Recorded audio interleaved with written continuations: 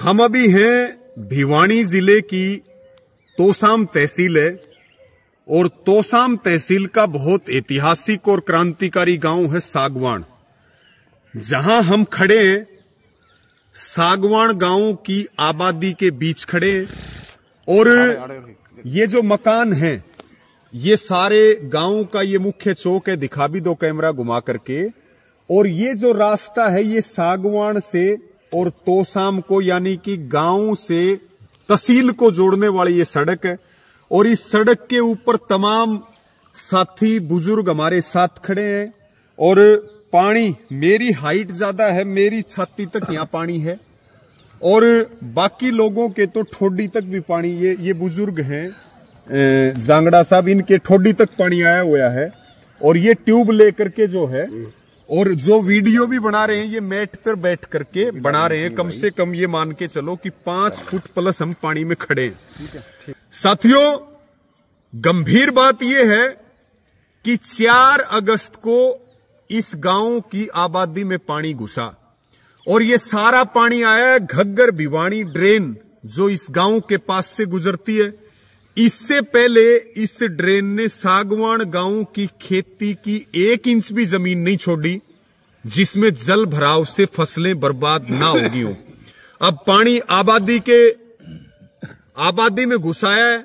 आज की स्थिति ये है, आज हम सारे साथियों के साथ यहां पर आए हैं, 80% गांव के घर डूब चुके हैं और बहुत घरों की स्थिति तो यह है कि पंखों तक और छत तक पानी चला गया है।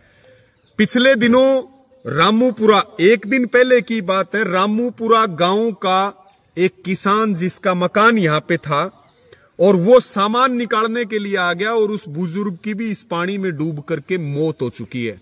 यानी कि 1 महीने से ज्यादा का वक्त बीत चुका है। यहां की जो विधायक है बहन श्रुति चौधरी, वो हरियाणा सरकार में कैबिनेट की मंत्री हैं, लेकिन वो नदारद है। राज्यसभा सांसद किरण चौधरी जी नदारद हैं। यहां के एसडीएम हैं, वो कुंभकर्णी नींद में सोए हुए हैं। डीसी और जिला प्रशासन का पता ही नहीं है। घंटों हमें इस गांव का मौका मुआयना करते होंगे। 20% घर जो बचे हैं उनके आगे मिट्टी डाल रखी है, लगातार मिट्टी डाल रहे हैं या फिर गलियों में बंधा लगा रखा है, बांध बना रखा है कि कैसे भी करके इन 20% घरों को हम बचा लें। यहां के 80% लोग तोसाम में किराए पे चले गए हैं या अपनी रिश्तेदारियों में चले गए हैं और पशु पूरे गांव के भी गांव से निकाल लिए हैं। खेती चौपट हो चुकी है। गांव में महामारी एक तरीके से फैली हुई है। गंदा पानी है ड्रेन का और वहां से लगातार हर रोज पानी की मात्रा बढ़ रही है, पानी घट नहीं रहा है। जिस ड्रेन की कैपेसिटी 150 क्यूसिक है उस ड्रेन में 1500 क्यूसिक पानी चल रहा है और उस ड्रेन ने भिवानी से लेकर के घग्गर तक कहीं चौवा, कहीं सेम, कहीं नहर टूटी है, कहीं नदियां उफान पे हैं, कहीं ड्रेन टूटी है। इतने बुरे हालात है। हरियाणा का ये एक ऐसा गांव है जो 100% खात्मे के कगार पे है। बुरा हाल तो और भी बहुत सारे गांव का है और आने वाले समय में हम जाएंगे। आज हमारा आने का उद्देश्य ये है कि कैसे हम इस गांव की लड़ाई को लड़ सकते हैं, कैसे हम सरकार पर दबाव बना सकते हैं। मुख्यमंत्री नायब सैनी जगह जगह जाकर के फोटो सेशन करवा रहे हैं। गूगल के ऊपर देखोगे आप इस गांव का नक्शा नहीं देख पाओगे। ड्रोन, पराली जब जलती है तब ड्रोन सरकार का काम करता है। आज ये गांव बर्बाद हो रहा है, किसानों के खेत बर्बाद हो रहे हैं, तो वो ड्रोन कहां है? हमें नहीं मिला है। हमें एक 4th क्लास का कर्मचारी भी, जिस विभाग की श्रुति चौधरी मंत्री हैं, उसी विभाग का काम है बाढ़ से राहत पहुंचाना, लेकिन 4th क्लास का कर्मचारी भी हमें नहीं मिला। श्रुति चौधरी जिस विभाग की मंत्री हैं और जिस विभाग की ये जिम्मेवारी है कि वो किसान को और गांव से बाढ़ से बचाए, और ये तो उनका खुद का विधानसभा है। इससे शर्मसार करने वाला और क्या हो सकता है। दूसरी बात, हम हरियाणा के मुख्यमंत्री को और कैबिनेट मंत्री श्रुति चौधरी को ये बात बिल्कुल स्पष्ट रूप से कहना चाहते हैं कि हम केवल यहां पर फोटो वीडियो बनाने के लिए नहीं आए हैं।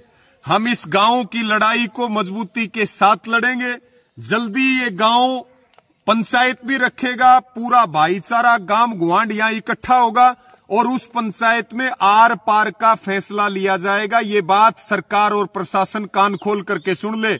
इसलिए सरकार और प्रशासन की जिम्मेदारी है कि वो कम से कम इस फसल का और अगली फसल का मुआवजा किसानों को देने का काम करे। प्रति एकड़ 1 लाख रुपए देने पड़ेंगे, नहीं तो किसान आत्महत्या करेगा, बर्बाद हो जाएगा, मर जाएगा किसान। और उसके साथ में पूरे गांव का सर्वे करवा करके जो खेतों में मकान बन रहे, ट्यूबवेल खराब हो गए, पेड़ पौधे खराब हो गए और गांव के 80% मकान जो सामान के साथ खराब हुए हैं, उनका पूरा मुआवजा स्पेशल सर्वे और गिरदावरी करवा करके सरकार तत्काल देने का काम करे। यहां पर महामारी फैली हुई है, सबसे पहले पानी की निकासी करो, यहां डॉक्टरों की टीम बैठाओ, यहाँ पे जो है पशुओं के कैंप लगाओ, यहाँ आदमियों के कैंप लगाओ और इन गांवों को जीवन यापन करने के लिए सबसे पहले पानी की निकासी कर दो, 2 फसलों का मुआवजा दो 1-1 लाख रुपए के हिसाब से। और जो गांव में मकान बर्बाद हो चुके हैं सामान के साथ, उनको पूरा मुआवजा सरकार देने का काम करे ताकि इनका जीवन यापन हो सके, इनका पुनर्वास हो सके। और ये जो तोसाम विधानसभा का ऐतिहासिक गांव सागवान है, इसको कम से कम बचाया जा सके।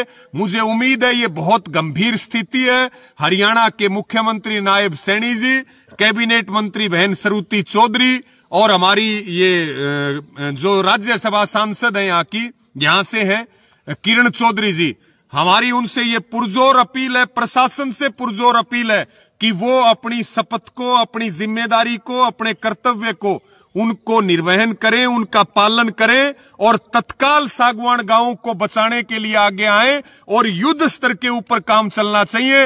अन्यथा ये गांव पूरा बर्बाद हो चुका है, आसपास के गांवों की खेती बर्बाद हो चुकी है, फसलें बर्बाद हो चुकी हैं।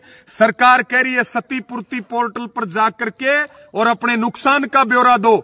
इस गांव के 80% घर डूब चुके हैं सामान के साथ, वो कहां से क्षतिपूर्ति पोर्टल पे जाएंगे? जो लोग जान बचाने की लड़ाई लड़ रहे हैं, जो लोग पलायन कर चुके हैं अपनी रिश्तेदारियों में और भाईचारे में, ये हरियाणा सरकार के लिए और ये बहन सरुति चौधरी के लिए शर्मसार करने वाली बात है और तत्काल इस पे कदम उठाएं, अन्यथा गांव के साथ मिलकर के हम कदम उठाएंगे और फिर सरकार ये ना कहे कि तुमने ये क्या कर दिया। हम किसी भी कीमत पर पीछे नहीं हटेंगे, भाईचारा पूरा साथ है।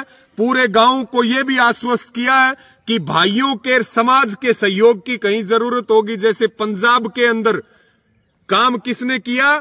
समाज ने और भाईचारे ने काम किया, पूरे पंजाब को समान से आट दिया। और भी जरूरत पड़ेगी तो और भी सहयोग करेंगे। इसी प्रकार से आज सागवान को और हरियाणा को जरूरत है। लेकिन सरकारें, मंत्री, विधायक, एमपी इसलिए नहीं बनाए जाते कि अपने घर भरे, कोठियों में रहें, यहां कोई आकर के ना चले। कैसे नींद आ रही है मंत्री और सांसद को, विधायक को, डीसी को, एसडीएम को? ये अपने आप में बहुत बड़ा गंभीर प्रश्न है।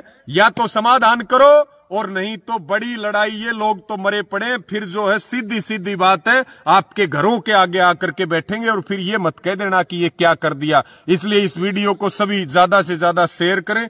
आप सबका बहुत बहुत धन्यवाद। सबको जय जवान, जय किसान।